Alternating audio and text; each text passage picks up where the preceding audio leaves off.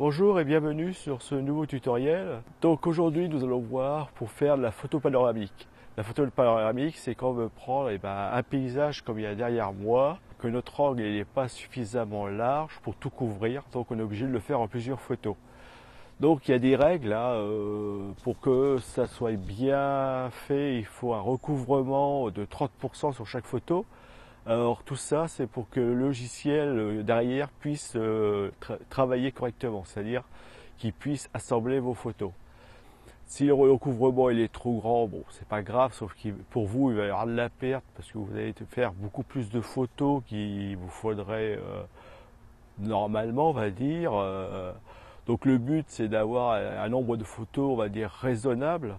Ça sert à rien d'en faire 60 si on a besoin que de 10, d'accord? Juste derrière moi, vous pouvez voir, c'est la ville d'Argenton-sur-Creuse, donc c'est une jolie ville sympa.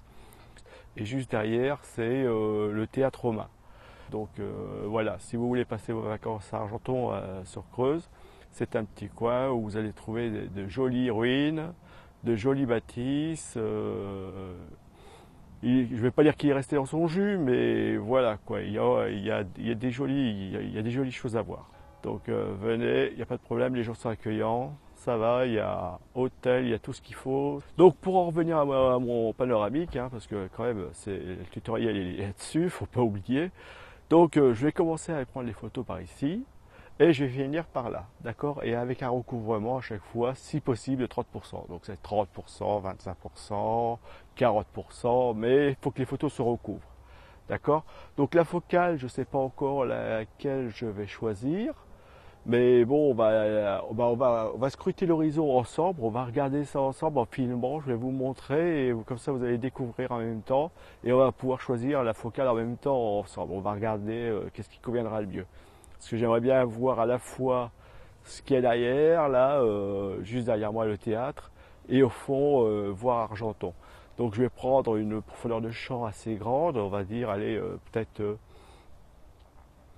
F16, ça devrait aller, d'accord? Et comme je suis sur pied, la vitesse, on s'en fout, c'est pas un souci. Par contre, je vais me mettre sur retardateur, ce qui évitera toutes les vibrations.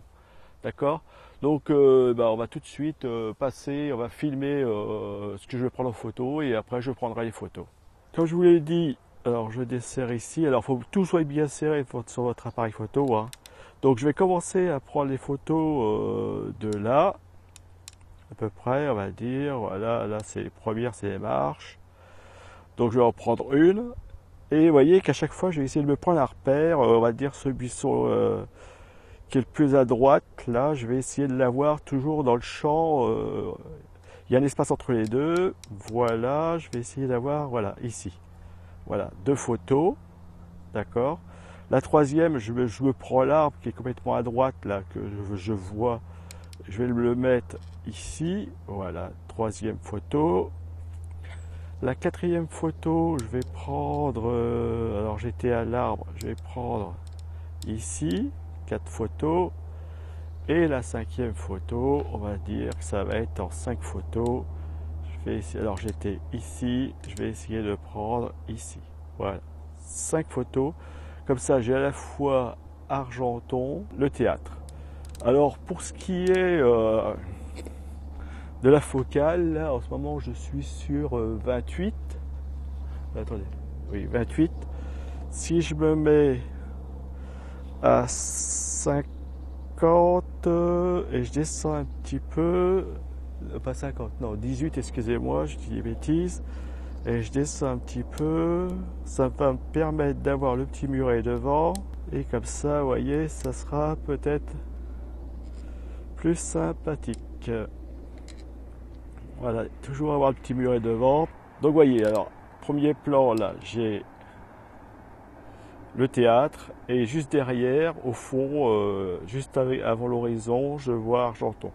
D'accord? Donc il y a l'église, il y a le collège, lycée où il y a ma fille qui est à l'école. Donc très bon lycée, hein, entre nous, enfin les collèges aussi. Là on a des bonnes écoles, on a de la chance. Et donc je vais balayer de là à là. D'accord? Donc et après on verra, on va regarder les photos en post-traitement tranquillement et Alors le logiciel, je ne sais pas si je vais prendre Ice, qui est un logiciel gratuit, ou Photoshop. Donc eh ben, on va aller prendre notre série de photos. Donc la mise au point, je vais essayer de faire une mise au point sur quelque chose de pas très éloigné. On va essayer de prendre le milieu, les pierres du milieu. D'accord? Je vais prendre les pierres du milieu, ce qui est dans le milieu là. Je vais essayer de mettre un collimateur dessus pour faire la mise au point. Et comme ça, normalement, je devrais avoir toute la partie nette. Je vais prendre une photo, je vais regarder ce que ça va donner. Et après, suivant le résultat, j'adapterai mon ouverture. Allez, à tout de suite.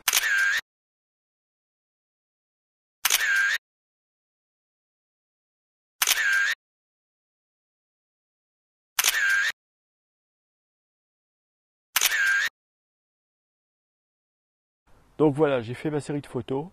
Donc j'ai pris, je sais plus, 5, 6 photos pour couvrir le tout, hein. Comme le ciel était un peu clair, j'ai descendu de 2 IL, hein, donc j'ai fait une petite correction pour redescendre un petit peu la lumière, pour faire une correction. J'étais à F22 en ouverture, mais comme j'étais sur pied, il n'y a pas de souci là-dessus.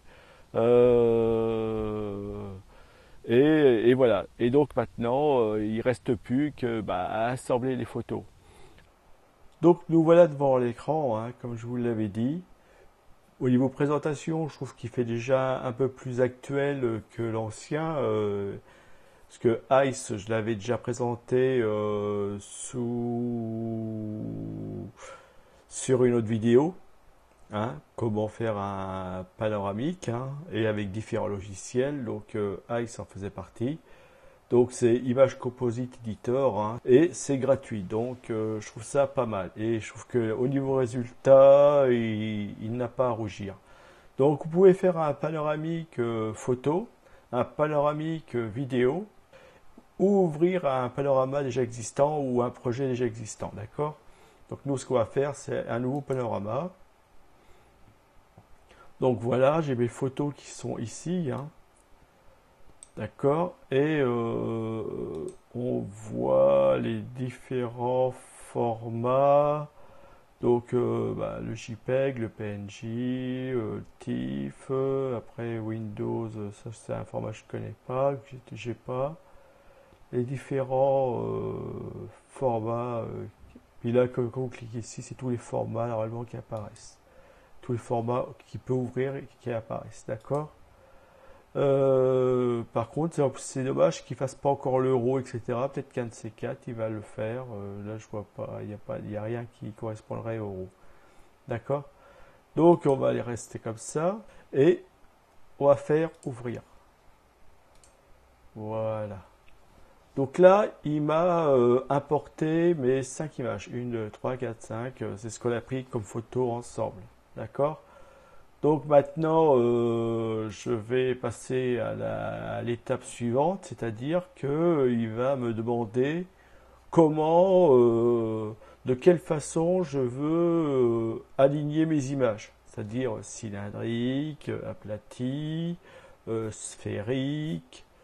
Il me propose plusieurs choses. Donc vous pouvez tester, ça n'engage à rien, hein. Le fait de tester ne veut pas dire que c'est validé. C'est juste que voilà, vous pouvez regarder ce que ça peut donner. Des fois, ça peut donner un meilleur résultat, original, marrant, sympa, et puis voilà quoi, ça peut plaire. Donc déjà, vous pouvez aligner l'horizon. Alors vous voyez, il y a les petites flèches sur le côté. Vous voyez la petite flèche qui change. C'est pour m'aider à m'aligner mon horizon. Là, je me promène dans ma photo. Alors, le fait de se promener dans la photo ne veut pas dire que je vais avoir juste cette partie-ci, d'accord? Faut bien vous mettre ça dans la tête, hein. Vous aurez cette partie de là à là, hein. Vous aurez vraiment toute votre photo. Sauf que ça vous permet de zoomer dedans, regarder, voir s'il n'y a pas des endroits où ça n'a pas bien fonctionné, l'alignement s'est pas bien fait, etc. Donc voyez, vous pouvez faire certaines choses, vous promenez, bon, alors si vous voulez aligner votre horizon, par exemple, voilà, vous pouvez l'aligner comme ça, d'accord? Après, vous pouvez regarder ce que ça donne. Et ici, à droite, vous voyez que vous avez plusieurs propositions. Alors là, c'est le zoom, hein. C'est zoomé. Là, c'est la vue plein écran. Là, je suis en cylindrique parce que j'ai pris ma photo comme ça. Donc, moi, je considère que pour moi, c'est un cylindre et un cylindre vertical, d'accord? Par contre, après, vous avez cette partie-ci, vous pouvez la voir la photo qui est comme ça. Ça peut être sympa, ça peut, il y a des personnes ça peut leur plaire. Vous avez comme ça, en sphère. Alors sphère, ça peut être sympa aussi. Après, voilà, ça me plaît pas. Alors après, voilà, œil de poisson, c'est ça, hein, c'est l'orientation, on peut mettre auto, voilà, comme ça, il n'y a pas de souci. Il y a beaucoup de choses qu'il peut faire en automatique, hein. Donc après crop, on veut recadrer notre photo comment on va la recadrer. Donc soit vous pouvez la faire manuellement et dire tiens bah ça je le récupérerai avec l'outil tampon, je récupérerai des données là. Ou alors je fais auto et il va carrément lui couper au plus droit, voilà.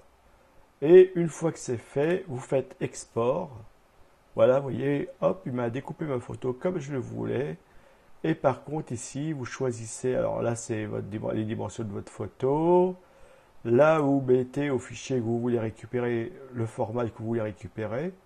Donc, si vous mettez JPEG, ici, vous pouvez vous mettre en superbe et puis mettre ici 100. D'accord? Donc, ça va être au niveau de la qualité. Par contre, si vous mettez au fichier TIFF, il va faire au max. D'accord? Donc on va prendre JPEG comme ça, ce sera plus léger, sans superbe, et voilà. Et je fais exporter. Il va me demander un nom, donc je vais l'appeler panneau.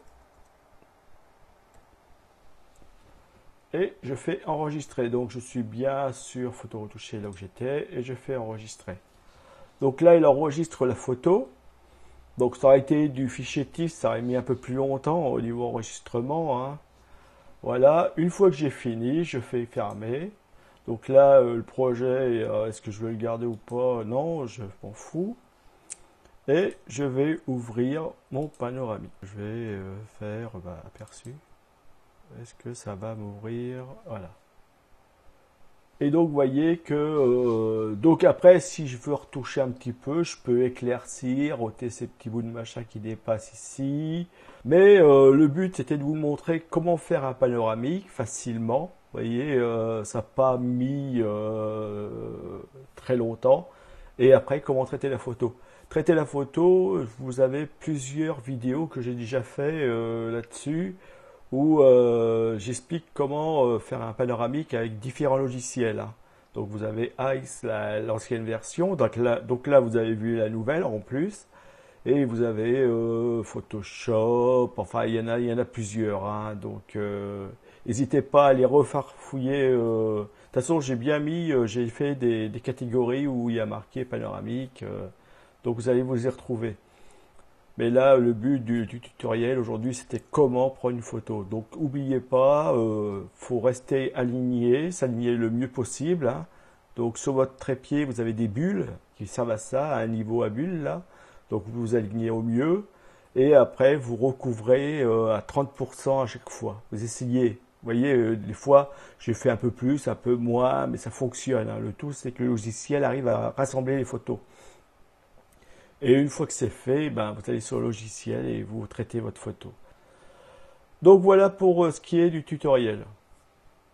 Donc ben, je vous remercie de m'avoir suivi déjà sur la partie vidéo, hein, et c'est avec un grand plaisir que je vais vous retrouver plus tard. Donc vous voyez que le panoramique c'est simple, hein, il suffit de s'y prendre correctement. Le vent commence à monter. Ils ont prévu l'orage. Donc, bon, ça ne va pas faire de mal. Hein. Il y en a besoin. Allez, bonne journée à tous. Au revoir.